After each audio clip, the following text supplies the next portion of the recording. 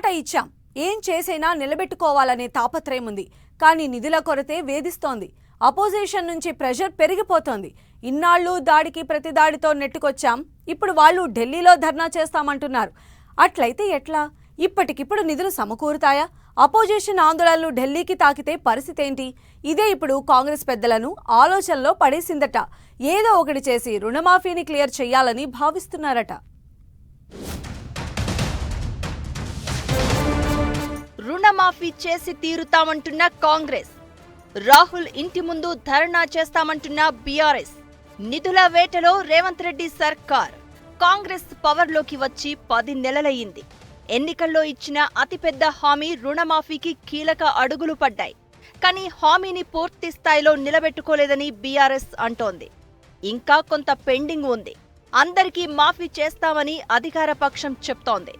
రుణమాఫీపై ఇన్నాళ్లు అధికార party versus opposition అన్నట్లుగా డైలాగ్ వార్ కొనసాగింది. బీజేపీ దీక్ష కూడా చేసింది.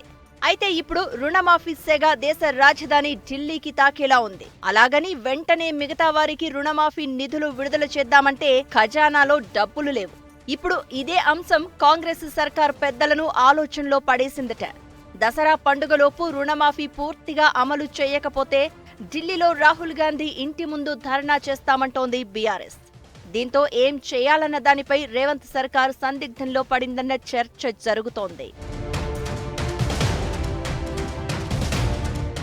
2 లక్షలకు పైగా రుణాలున్న రైతులకు ఇంకా రుణమాఫీ అమలు కాలేదు.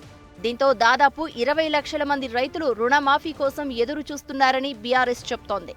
అంతేకాకుండా రైతు భరోసా డబ్బులను కూడా ప్రభుత్వం ఇంతవరకు రైతుల ఖాతాల్లో జమ చేయలేదు.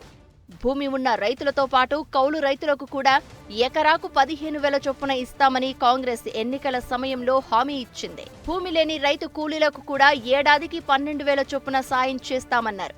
అయితే ఇప్పటి వరకు రైతు భరోసా పథకాన్ని అమలు చేయకపోవడంతో రైతులు, ప్రతిపక్షాలు ఆందోళన చేస్తున్నాయి. దసరా తర్వాత ఢిల్లీ వెళ్లి రాహుల్ గాంధీ ఇంటి ముందు ధర్నా చేసేందుకు రెడీ అవుతోంది బీఆర్ఎస్. ఇదే అంశం ఇప్పుడు కాంగ్రెస్ ప్రభుత్వాన్ని ఆందోళనకు గురి చేస్తోందన్న చర్చ జరుగుతోంది.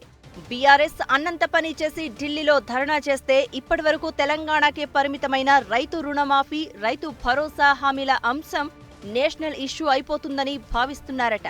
అలాగని దసరాలోపు ఈ 2 పథకాలకు నిధులను రిలీజ్ చేద్దామంటే ఖజానాలో డబ్బులు లేవని అంటున్నారు. పెండింగ్లో ఉన్న రైతు రుణమాఫీతో పాటు రైతు భరోసా పథకానికి కలిపి కనీసం 30 నుంచి 35,000 కోట్ల రూపాయలు కావాలని అంచనా వేస్తున్నారు. కానీ తెలంగాణ సర్కార్ ఖజానాలో అంత డబ్బు లేకపోవడంతో ఏం చెయ్యాలనే దానిపై రేవంత్ సర్కార్ చర్చోపచర్చలు చేస్తున్నట్లు తెలుస్తోంది.